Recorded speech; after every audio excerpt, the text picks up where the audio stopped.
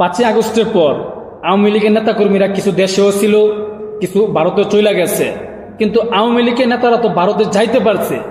যারা পাকিস্তানের 90 রাজাকার বাংলাদেশে এখনো মজুদ, বাংলাদেশে এখনো যারা আছে রাজাকাররা, তারা কিন্তু পাকিস্তানও যেতে পারবে না।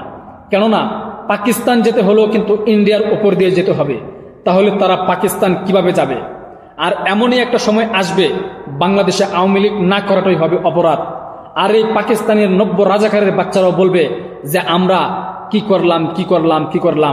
পিনাকি এবং ইলিয়াসের কথা শুনে আজকে আপনারা চলে যান গোপালগঞ্জে। গোপালগঞ্জ গিয়ে তো আপনারা বুঝতে পারছেন যে মায়ের খাইলে পিনাকি আর ইলিয়াস খাবে না, খাবেন আপনারা। তাই আমি মনে করি এই আপনারা যে রাজাকার দেশদ্রোহী কাজ করতেছেন পিনাকি এবং ইলিয়াসের কথা শুনে, সেটা আপনারা কোনোভাবে ঠিক করেন নাই।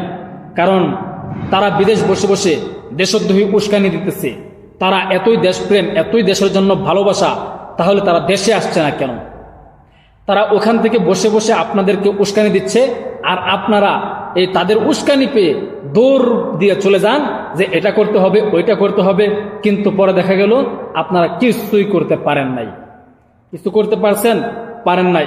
আজকে সেখান থেকে যে আসবেন এটারও তো কোনো নিশ্চয়তা নাই। প্রত্যেকেই জান নিয়ে বিপন্ন অবস্থায় আছেন। ভিতরে কিন্তু আতঙ্ক কাজ করতেছে যে বাংলাদেশ আওয়ামী লীগ আমাদেরকে কি করে, আসলে কি আমরা থাকতে পারবো নাকি পারবো না, এমনই একটা পরিস্থিতি কিন্তু ধারণ করেছে। আর এই কারণেই আমি বলি যে বাংলাদেশ আওয়ামী লীগ একটি বট গাছ, এটা কোনো পাট গাছ নয় যে আপনি টান দিয়ে উকড়ে ফেলবেন। আজকে যদি এটা পাট গাছ হতো তাহলে এটা টান দিয়ে উকড়ে ফেলতে পারতেন। কিন্তু আপনারা যে কতজন লোক চিল্লাচিল্লি করেন দৈনিক, আওয়ামী লীগকে নিষিদ্ধ করতে হবে, ব্যান করতে হবে, শেখ হাসিনার ফাঁসি দিয়ে দিতে হবে। আরে ভাই, কতজন লোক, মানে কতজন নেতাকর্মী দৈনিক আওয়ামী লীগের মধ্যে জন্মই হয়। তাহলে আপনারা কিভাবে বলেন যে আওয়ামী লীগকে নিষিদ্ধ করতে হবে, আওয়ামী লীগকে উকড়ে ফেলতে হবে? আরে ভাই, যেটা পারবেন না সেটা নিয়ে চিল্লাচিল্লি করবেন না। আমি মনে করি এটা আপনাদের জন্য ভালো। আপনারা নিজের দাম, নিজের ওজন, নিজের সম্মান নিজেই কমাইতেছেন। কিভাবে কমাইতেছেন? শুধু চিল্লাচিল্লি করেন। আপনারা রাজনীতিতে নাম দিয়া নিজের পাশার মধ্যে নিজেরাই আপনারা নিজেরা বাস দিচ্ছেন। এতদিন তো আপনাদেরকে পিটাইতো মনে করেন যে আওয়ামী লীগ, এখন বিএনপি সহ আপনাদেরকে পিটাইবে। আপনারা বিএনপির সাথে যেসব কার্যকলাপ শুরু করেছেন, বিএনপি কি আপনাদেরকে ছাড়বে না? আওয়ামী লীগ, বিএনপি সবাই ঐক্যবদ্ধ হয়ে এই 90 রাজাকারদের এই দেশ থেকে বিতাড়িত করবে। কেন আপনারা দেখতে পাচ্ছেন না? ঢাকা শহর বিভিন্ন জায়গার মধ্যে এখন কি স্লোগান হচ্ছে আপনারা শুনতে পাচ্ছেন না? আপনারা বলতেছেন জনগণকে নিয়ে আপনারা আবার বিএনপিকেও নিষিদ্ধ করতে হবে, প্রতিহত করতে হবে।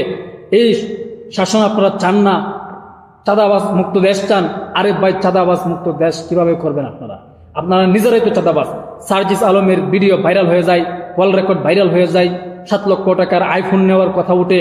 তাহলে আপনারা এই সুষ্ঠু দেশ বা স্বাধীন দেশ করে কি এই চাঁদাবাজের দেশ পরিণত করেছেন, না চাঁদাবাজের জন্য আপনারা এই দেশ স্বাধীন করেছেন?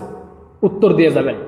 এই যে আজকে যেই ঘটনাগুলো ঘটতেছে, এই ঘটনাগুলোর সম্পূর্ণ দায় হচ্ছে এই এনসিপির।